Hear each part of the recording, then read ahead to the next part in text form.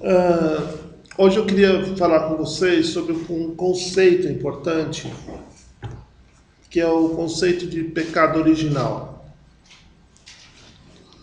Na verdade, vocês já ouviram essa palavra, né? Pecado original. Né? Primeira coisa, não tem nada a ver com maçã. Segunda coisa, não tem nada a ver com qualquer tipo de alusão à genitália humana. Não tem nada a ver com sexo. Né? Então não se trata disso, né, o pecado. É, se a gente fosse ler alguma coisa, seria o capítulo 2 do livro do Gênesis. Lá você vai encontrar Adão e Eva no paraíso, né? E eles, o que acontece com eles? Eles estão vivendo dentro do paraíso totalmente conscientes de si, conscientes inclusive daquilo que eles são, né? Mas aí aparece a serpente. Aonde está a serpente na vida da gente? Está dentro da gente ou está fora da gente? Ela está dentro da gente, né? Como as pessoas usaram muitas vezes essa história de Adão e Eva para colocar o pecado como se ele fosse uma coisa que viesse de fora, né? Mas a proposta que a serpente faz é aquilo que a gente faz o tempo todo. Duas coisas que a gente faz o tempo todo. A primeira é, você tem o mundo inteiro para ir. Você só não pode ir num lugar. Qual é o lugar que você quer ir? No lugar que você não pode. A gente tem um talento especial para decidir, desejar aquilo que não é nosso, ou daquilo que nós não podemos fazer. Então esse é um aspecto que começa a se falar de pecado original. Na verdade é o pecado da origem, ou até a origem do pecado, né? Seria mais uma história para contar a origem do pecado do que para falar de um pecado original que viesse de fora da gente. Não é um pecado que veio de fora. Ele é um pecado que está na origem. Né? A origem do pecado é essa. Primeiro é essa, descobrir, desejar aquilo que não é possível. E o segundo aspecto do pecado original é o seguinte. Vocês conhecem a história, né? Vocês conhecem a história de Adão e Eva? Né? Então, o que acontece nessa história é o seguinte. Você está lá vivendo a sua vida do seu jeito. E aí vem a serpente, né? E coloca dentro de você um desejo. Mas que não é um desejo completo. O que a serpente promete para o homem? Que ele será sábio como Deus, porque ele terá o conhecimento do bem e do mal. Tudo bem. O que o homem descobriu quando ele se rendeu à tentação?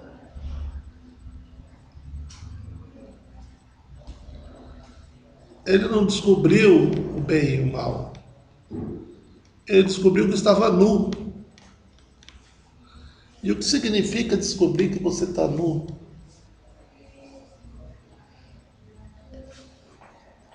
Significa descobrir que você está diante dos outros com a sua fragilidade,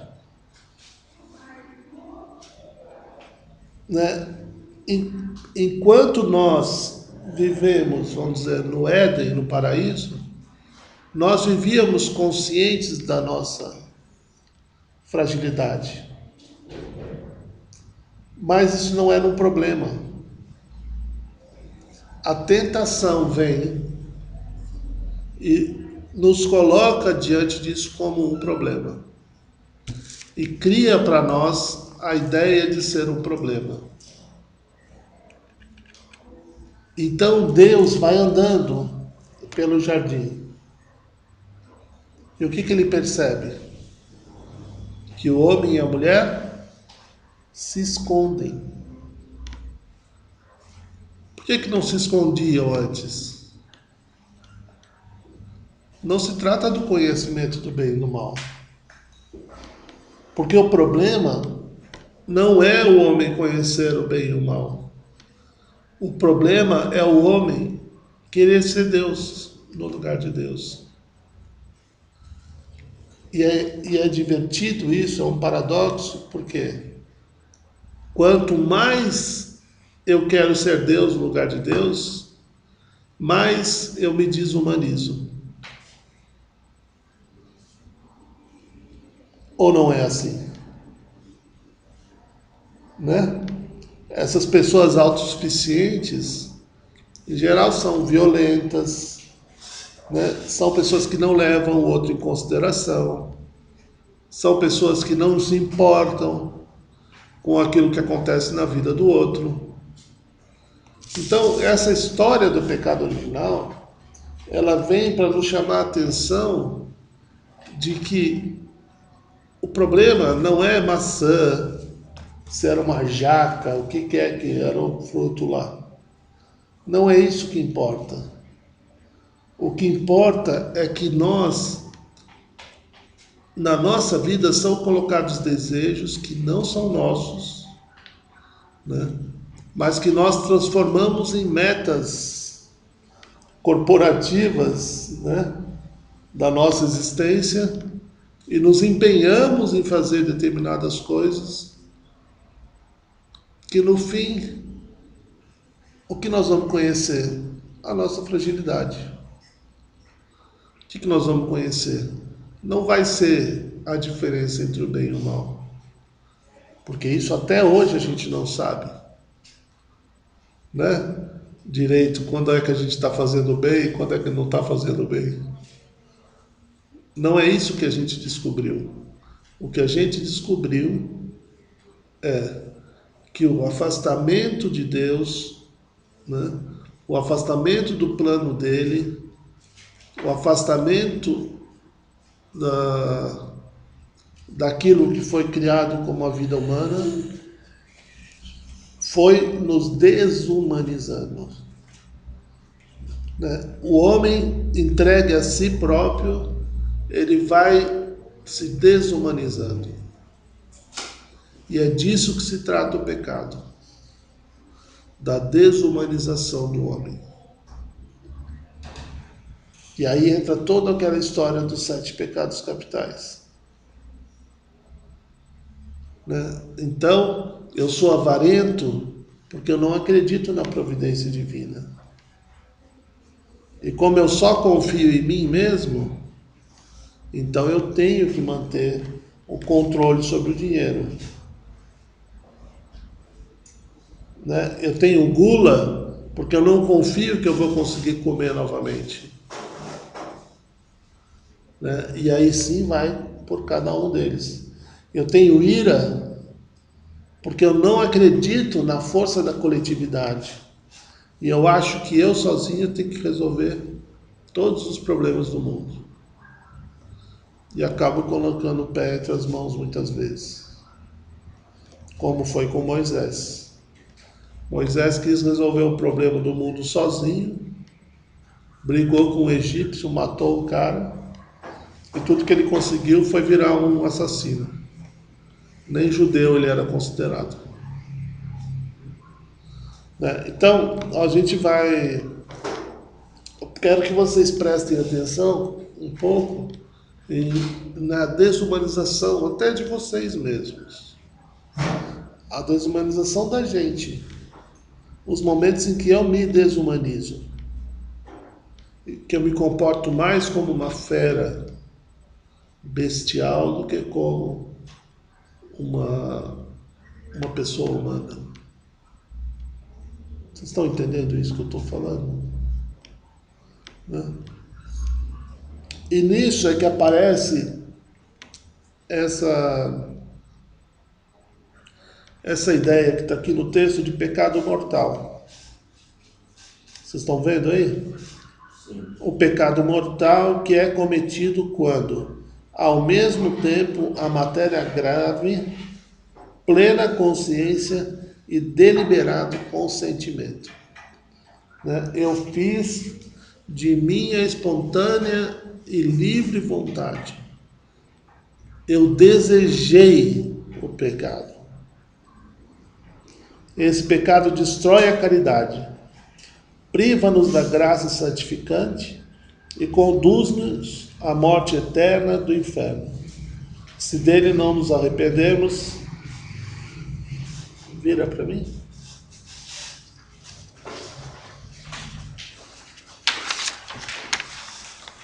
Se deles não nos arrependemos, sinceramente. Então, o que é importante a gente ir percebendo um pouco? Porque o que o avarento faz? Eu vou dar um exemplo para vocês, tá? A Madre Teresa de Calcutá era chamada de mão de vaca porque ela ganhou um prêmio Nobel e todo o prêmio ela gastou para fazer umas casinhas para os pobres morarem. E chamavam ela de tudo que é nome, de mão de vaca, não sei o que lá tal. Mas é muito diferente o mão de vaca. Porque o que ela estava fazendo? Ela estava tentando aproveitar ao máximo o dinheiro do prêmio para conseguir fazer o bem ao maior número de pessoas. O avarento, ele não está pensando na caridade. Entende? Ele está pensando na acumulação, ele está pensando no conforto dele, ele está pensando apenas nas suas necessidades, ou o que ele vê como necessidades. Entende a diferença? Deu para entender um pouco? Assim também é a ira. Eu posso ficar irado diante de uma situação de injustiça que eu estou vendo. Essa ira vai muitas vezes me levar a procurar uma mudança naquilo que é possível mudar. Diferente da preguiça. Entendeu? Eu posso ficar irado, mas eu posso também querer sair como tudo, como fez o Judas. O que o Judas fez? Ficou irado, não entendia por que Jesus não ia para frente. E no lugar dele, então, ele toma a frente e fala, eu vou colocar ele no beco sem saída. E ele vai ter que se manifestar. E Jesus falou, não vou me manifestar. Não foi para esse tipo de coisa que eu vim. E qual é a resposta que Judas recebe? O arrependimento mortal, né? A ponto de que ele não suporta mais viver diante daquele absurdo que ele fez. Entende? O caminho do pecado, e aí a gente pode ver que os pecados, esses, principalmente esses que a gente chama de pecados capitais, eles vão sempre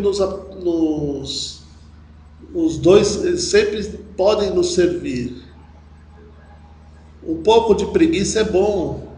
Um pouco de preguiça é bom para que eu me respeite, para que eu não fique trabalhando ou me dedicando mais do que a minha saúde permite. É isso que o caminho do pecado vai levando a gente. ele vai fazendo a gente tomar péssimas decisões. E o que ele nos dá? O remorso, a culpa e o medo. Esse é o prêmio que o pecado nos dá. Por isso que é importante a gente ter um confessor, alguém que a gente goste de conversar. E que não seja o cara do boteco da esquina. Entende? Uma pessoa que saiba falar, saiba te ouvir quando você precisa falar. Tá? Então a gente tem o pecado original, tem o pecado mortal, que é a partir do momento em que eu passo do limite, vamos dizer que o pecado capital é bom, né? Que a ira é boa, eu entro no pecado mortal.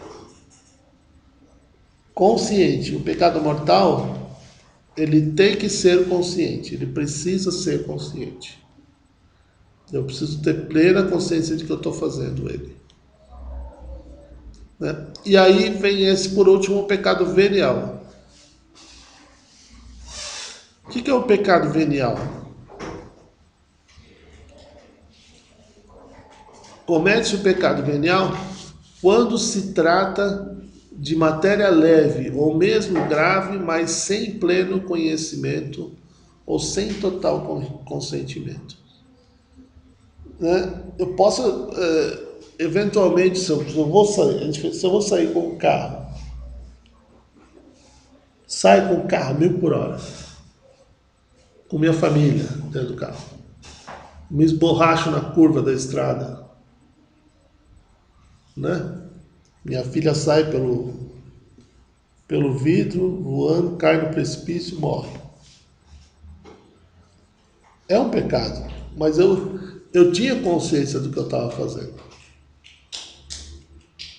Agora, se essa mesma situação acontece, eu estou dirigindo direito, vem um cara, faz uma, sei lá, ou pega o óleo na rua, ainda que esse pecado possa parecer mortal, ele é venial. Às vezes a gente faz isso com as pessoas sem querer. Lembra da história da louça? Lavou a louça e foi desanimando, aí ficou enrolando, chegou na hora da novela, aí alguém te chama para sair. Aí você fala para sua mãe: ah, mãe, posso sair? Você cuida da louça? Né? É um venial. São essas coisas do dia a dia, são a consciência da nossa fraqueza. Né? Para que a gente nunca possa dizer: eu sou o máximo, eu não erro. A consciência de que todos nós, em um momento ou dois, a gente comete erros. Né? Então, isso é o pecado venial. Algumas vezes ele pode magoar bastante. Você sabe que eu encontrei com um amigo e ele falou assim: pô, você me magoou, você fala as coisas e nem lembra, qualquer coisa assim. Aí ele falou: muita mágoa, muita mágoa. Né? Quem faz não percebe o que fez, o mal que fez. Né? No entanto, claro, se eu percebesse que eu tinha feito tão mal para ele, eu não teria feito. Né?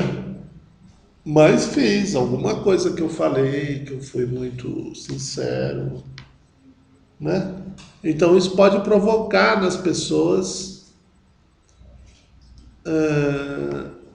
uma sensação, um descontentamento.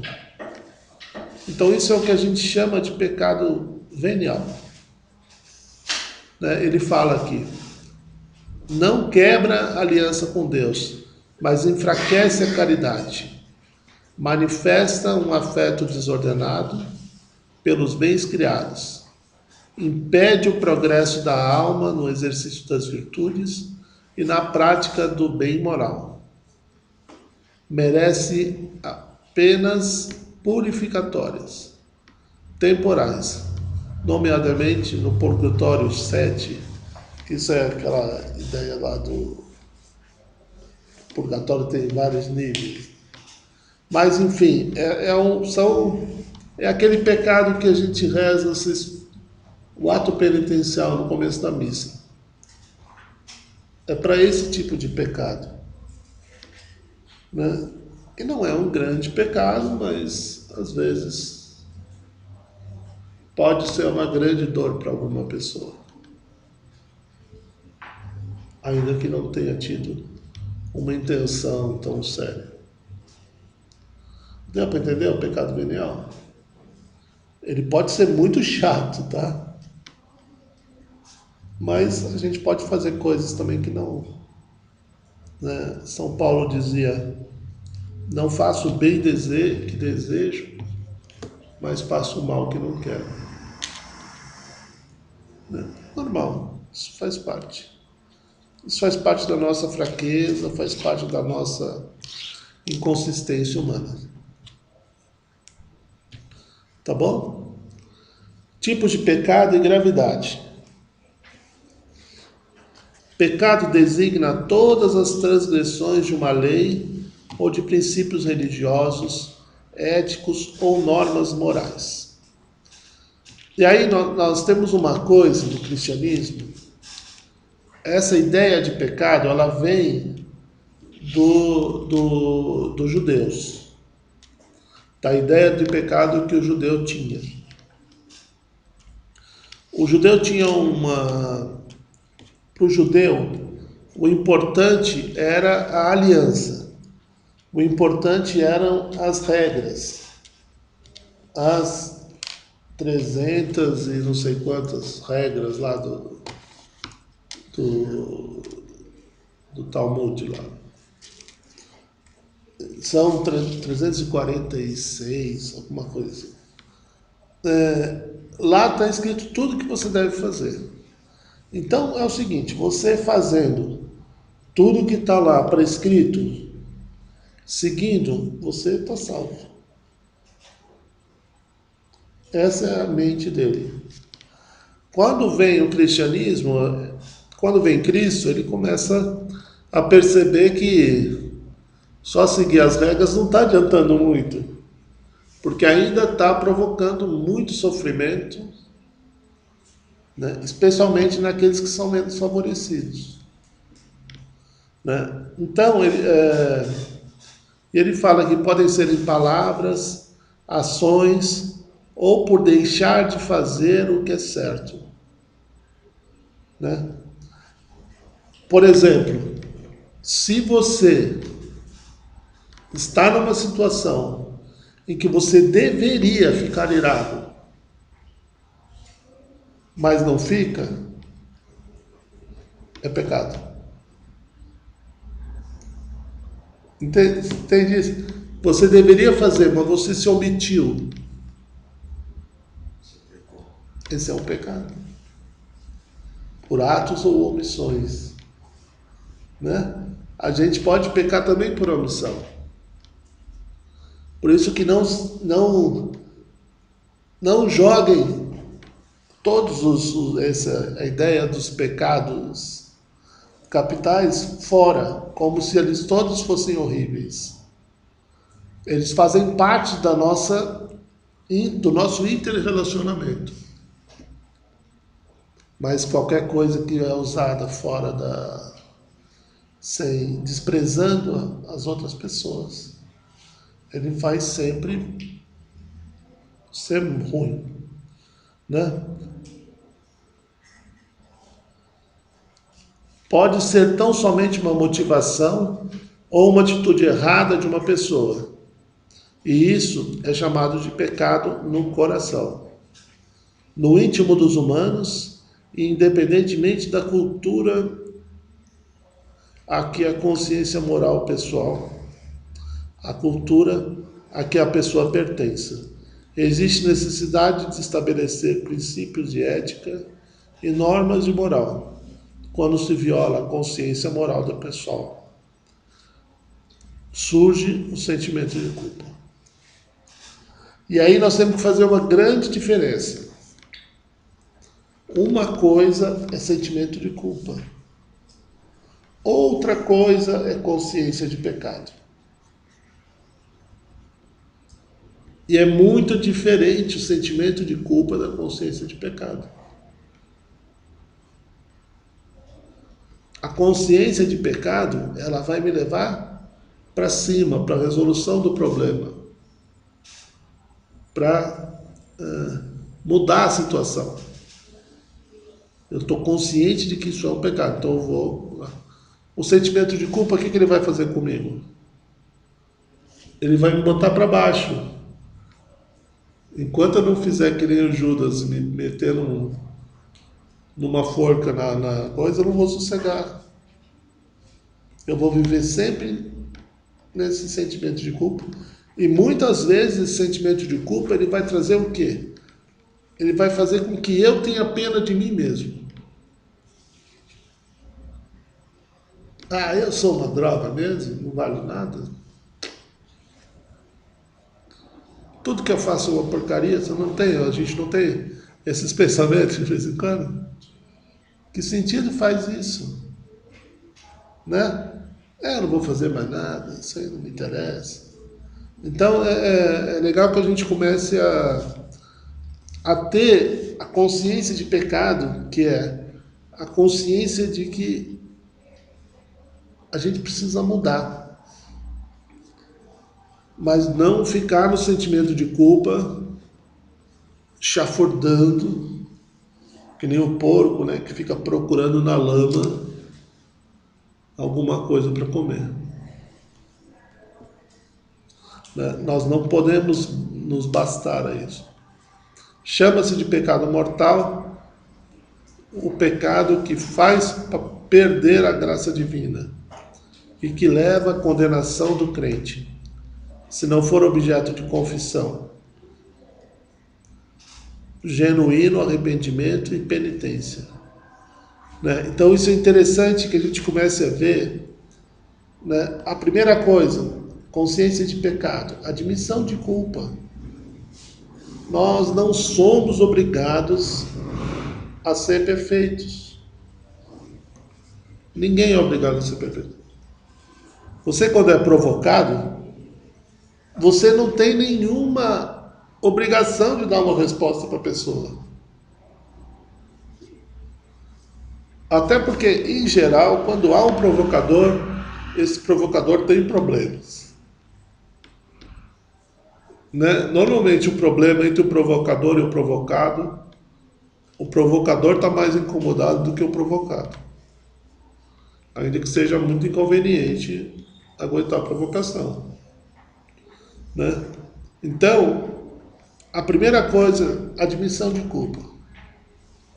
Admissão de culpa é que nem você dizer assim, bom, eu estou devendo 5 mil reais, eu preciso ver como é que eu vou fazer para... Acho que eu vou vender o carro, acho que eu vou fazer... Entendeu? Admitir a culpa mostra, ajuda você a fazer uma estratégia de saída daquele problema. Entende? Ele não vai ficar te enfiando culpa. Não adianta se esconder atrás da planta da árvore e achar que Deus não vai ver a sua nudez, que ele já tinha visto faz muito tempo. Entende? Estão escondendo do quê? Né? É, genuíno arrependimento. Né? Muitas vezes a gente comete as coisas e depois volta a cometer. Porque a gente ainda não tomou consciência, não se arrependeu daquilo que faz. Né? Vamos dizer que se você seja uma pessoa muito, sei lá, uma pessoa que não ajuda nada em casa. Você pode pedir perdão, mas se você não tem o arrependimento, o que adianta pedir perdão? Amanhã você vai fazer do mesmo jeito. Entende? A gente precisa ter. Dentro da processo de perdão, tem que ter admissão de culpa, mas também tem que ter o arrependimento. A gente também tem que desejar mudar alguma coisa. Né, Nelson? Né? E ele fala aqui, e penitência. E aí, a penitência é um caso dentro da nossa religião. Ela sofre muita. Ela tem uma má fama, não tem? Fala em penitência, é uma coisa meio, né? A penitência é uma retratação. Não é uma retratação, né? Eu quebrei duas televisões e vou comprar duas televisões. Não. É uma retratação perante Deus. Porque o pecado ele não tem a ver com o que eu faço com o outro. Mas o pecado tem a ver com o que eu faço com a minha aliança que eu tinha com Deus. Com a minha combinação.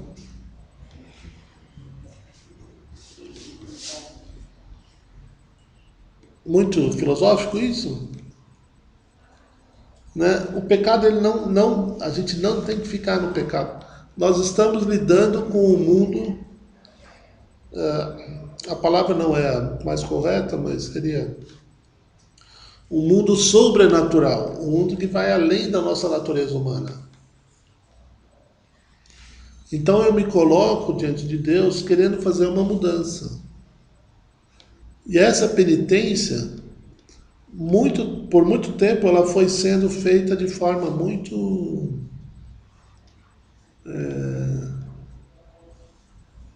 reza 10 Pai Nosso, 5 Ave Maria, não sei o que lá. E como se isso bastasse. Né? Mas muitas vezes a pessoa vai ter muito mais alegria numa penitência. Vai lá ajudar o pessoal do Maranata lá a servir sopa uma noite. Entende? Vai lá ver o que acontece com as pessoas. Ou sei lá, a penitência é por uma semana inteira você não espalhar suas roupas pela casa. Entende? Porque a penitência ela tem a ver com uma retratação de algo. Ela tem a ver com você querer mudar algo que você não ficou feliz de ter feito. Ou quem é que gosta de ficar ouvindo o sermão da mãe e do pai? Ninguém gosta. Quem é que gosta de sentir isso que não foi legal o que fez? Ninguém gosta. A gente gosta de ser querido, a gente gosta de ser elogiado, mas às vezes não é. E aí você precisa ver o que faz para mudar. E muitas vezes você precisa dar para receber. Entendeu? Muitas vezes quem vai ter que ter a premissa, a prioridade em fazer o bem vai ser você. Vamos imaginar um cara que é drogado e tal, já foi 5 vezes internado. Aí o pai dele fala assim, rapaz, dessa vez é a última vez. Se você não der jeito agora, você pode arrumar um jeito de comprar uma capa de chuva que na minha casa você não entra mais. Né? Vamos dizer que o cara chegue no... O que esse rapaz vai ter que fazer? Ele vai ter que dar provas anteriores de que ele está mudando. É ou não é? Né? Ou uma pessoa que ficou presa por assassinato de uma pessoa inocente e tal. Ele vai ter que dar provas inicialmente para que a sociedade acredite nele. É o mesmo jeito. Do mesmo jeito é a nossa situação diante do pecado. Nós vamos nos retratar. Claro, eu posso me retratar fazendo uma oração vocal, como o Pai Nosso, Ave Maria. Mas eu também posso me retratar de outras formas, né? Sendo mais bacana, sendo mais atencioso, buscando ajudar as pessoas de alguma forma. Isso estou dando um sinal de que eu estou querendo mudar, né? Mas eu dependo inicialmente da admissão de culpa. Entende que é um processo? Então, o pecado, ele tem essa característica formal, vamos dizer que nós estamos falando aqui. Mas não é disso que Jesus falava. Isso era o que os fariseus se preocupavam. Jesus falava de uma outra coisa. Ele falava, não é o que vem de fora que magoa e que produz o pecado, mas é o que vem de dentro do coração. É um outro conceito. Entende?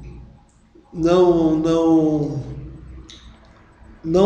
sei o que vai ser feito dos casais de segunda união, mas sinto que esse é um dos assuntos que vai ter que ter alguma resposta de Roma em breve. A gente não sabe, a gente tem que procurar viver essa vida, né, consciente das nossas ações de pecado, né, dispostos a mudar e penitentes, sempre tentando recorrer à bondade de Deus, né?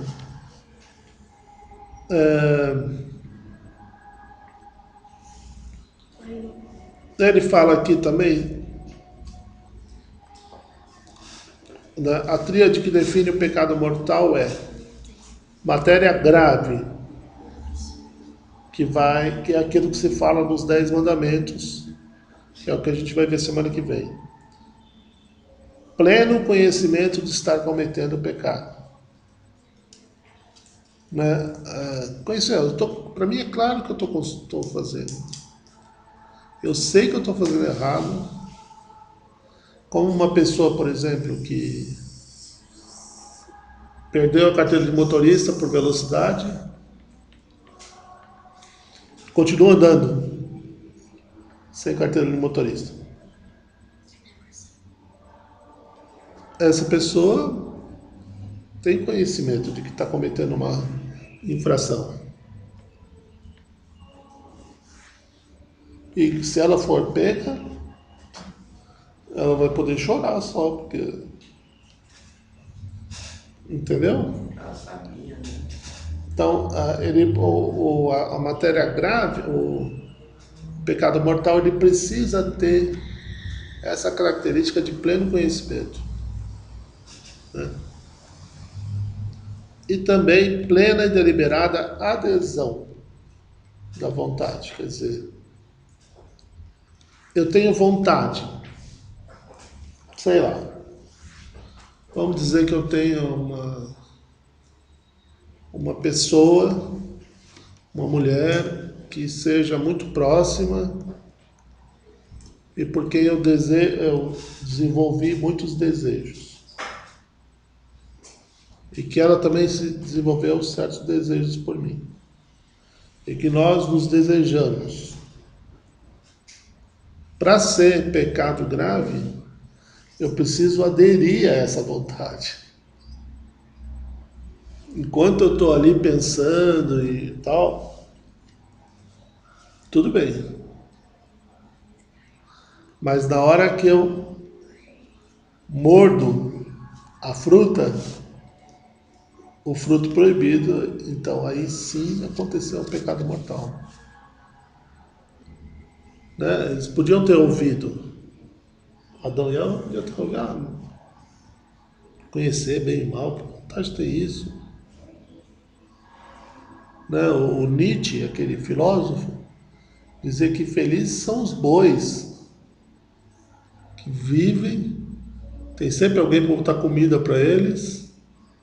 Chega o dia de morrer, toma um pancadão na cabeça e acabou. É isso que é bom, viver assim que é bom. Porque viver a gente vive preocupado com o que vai ser. O que vai ser? O dia que você morrer, vai vir outro e vai fazer o que você fazia no seu lugar. Isso é o máximo que vai acontecer. Entende? Não... Comete-se um pecado venial quando não se observa em matéria leve a medida prescrita pela lei moral, ou então quando se desobedece à lei moral em matéria grave, mas sem pleno conhecimento ou sem pleno consentimento. Né? Eu tô vivendo,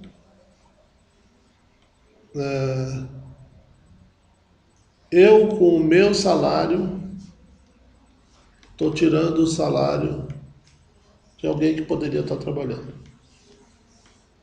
É um pecado? É um pecadinho. Mas não é que eu tenho consentimento. Faz parte. Eu preciso viver e deixaram esse pé de fruta para eu pegar, então eu estou pegando. Entende? Mas eu posso sentir que o pecado, a maldade que é feita com o outro, também é feita para mim, é feita por mim. Mas não posso paralisar a minha vida por causa disso. Né? Como foi esse caso, eu magoei esse rapaz, né? Mas não sabia que eu tinha magoado tanto. Não foi com essa intenção, tá? Marcelo, o ato sexual, vontade, prazer, ele é considerado um pecado? Então, o, o, o, o que é considerado pecado é o uso do corpo do outro. Entende? Quando você cai, vamos dizer, na luxúria. E também o desrespeito a si mesmo. Né? É, isso, então vamos falar bem claramente. A gente vive um pouco dentro de uma cultura, né, que transforma o sexual num assunto, a ponta central, o ponto central da conversa de tudo. Né? Quando o cara chega na minha idade, e eu não sou, tenho 43, a gente percebe que não é tão importante isso. Né? Mas, devido à curiosidade de vocês e pelo fato de não terem feito assim com tanta, não saber ainda direito como é que as coisas são, acaba acaba se tornando, vamos dizer, uma espécie de fruto proibido, de coisa que eu desejo porque eu não posso fazer. Né?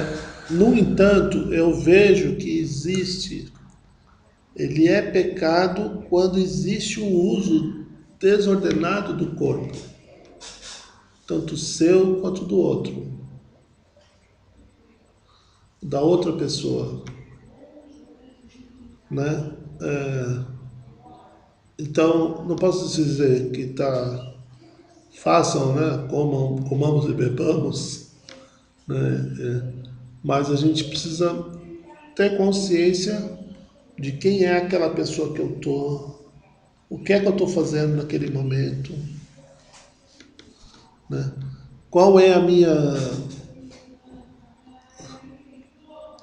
qual é a minha capacidade de decisão nesse acontecimento, né? Eu conheci uma moça e foi tão engraçado. A gente teve uma conversa, essas conversas a gente estava filmando e ela era uma atriz muito bonita e a gente estava ali esperando trocar o cenário, né? A gente tinha... E ela, surpreendentemente, me falou: você não faz ideia de como eu sou sozinha, de que como a beleza deixa a gente solitário, né? Porque eu não sei se as pessoas estão comigo pela beleza, eu não sei se as pessoas estão comigo porque realmente gostam de mim ou porque eu sou uma modelo famosa, entende? Então chega um ponto que você fica usando de tal forma desordenada o corpo, que você mesmo não sabe mais quem você é. Você se despersonaliza, se desumaniza, porque você não é mais a sua pessoa, você é o corpo. Viu, Vitão? Está todo cor-de-rosa aí, bonito. E outra coisa que eu não entendi também é que, assim, se o sexo antes do casamento ele é um pecado ou ele só isso é uma coisa dos antigos mesmo para você se reservar? Então, o sexo necessariamente não é um pecado, necessariamente. Existe essa convenção que vem lá desde 1500 ou antes disso, de que a mulher deve casar virgem, né? Mas eu vejo que hoje em dia você já você pode falar, mas as pessoas fazem, entende? E quem mais critica e mete o pau é o primeiro da fila, que é o maior sacana de todos, né? Então, o que a gente tem que tomar muito cuidado é com até que ponto eu tenho consciência do que eu estou fazendo, né? E até que ponto eu não estou usando o outro apenas para receber um prazer. E esse é o pecado, entendeu? Quando eu me desumanizo, quando eu transformo o outro apenas num objeto de desejo. E isso acontece também dentro do casamento. Só vocês irem na delegacia da mulher e perguntar para a delegada lá. Quantas mulheres são estupradas dentro do casamento? Quantas filhas são violentadas dentro do casamento? Então a gente tem que tirar um pouco da pauta do dia essa questão do sexo. Não que não deva olhar para ela, mas a gente deve ver o que está por trás disso. porque esse é um desejo da juventude de vocês. Mas eu só sou plenamente humano se eu consigo tomar consciência e viver de acordo com as minhas fraquezas, de entender as minhas limitações. É isso que vai fazer eu amar mais. Porque o que acontece? Você vai para a balada, enche a cara, né?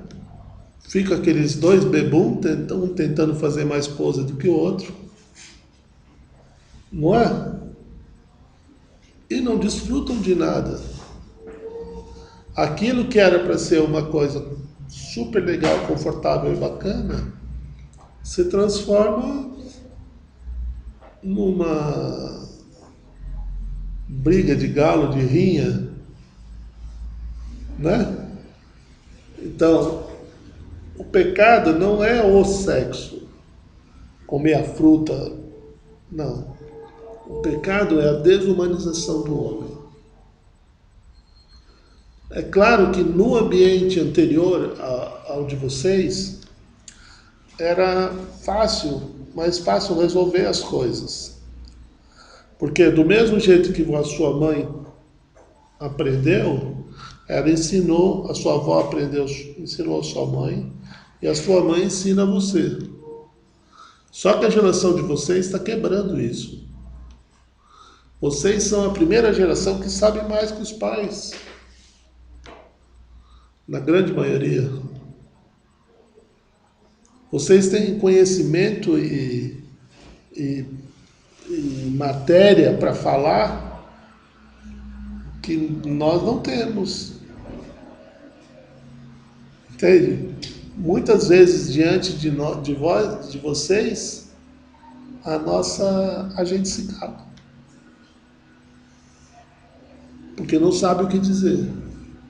Então vocês, de um lado, estão aí perdidos, sendo levados, guiados por cegos, que somos nós, né? E dá uma sensação para vocês. Pode dar uma sensação de desamparo, de vocês sentirem que estão cada vez mais sozinhos, né? E aí essa solidão, esse desamparo vai fazendo que vocês se juntem, né? E busquem a resposta em si mesmos. Só que a resposta não está em nós. A resposta ela é transcendente, ela vai além de nós. Se eu me fecho para essa resposta, eu corro o risco de não encontrar resposta nenhuma. Então a questão não é o pecado que vem de fora, alguém diz para você. A questão é você ter plena consciência daquilo que está fazendo, daquilo que está vivendo. Porque também não adianta nada você não permitir a penetração, né? Mas a coisa está rolando. Ou não é assim que a moçada faz? Né? Então, o que a gente tem que cuidar é de não abusar dos outros. Não fazer os outros virarem apenas nosso objeto de desejo. As pessoas são muito mais do que isso. Nós podemos ser muito mais do que isso. Né? Então, a consciência de pecado é isso. É você ter plena consciência. E viver de acordo. Não com regras, mas vocês são a primeira geração que vai construir as próprias regras e vai viver num ambiente de liberdade. E o problema maior de vocês é o seguinte: Quando eu buscava uma resposta, eu ia na enciclopédia. Eu apontava uma página e via o que estava escrito lá. Vocês vão para o Google, né? Quantas respostas saem para cada pesquisa que vocês fazem? Vários. 500. Entende qual é o desafio de vocês, que é muito maior? Não tem resposta pronta, minha gente. Essa é a geração de vocês. Mas o abuso do outro, a desumanização, esses valores, eles são todos conhecidos. Nós temos plena consciência deles. Não é? Você sabe quando está fazendo alguma coisa errada. Então essa questão do sexo, ela entra muito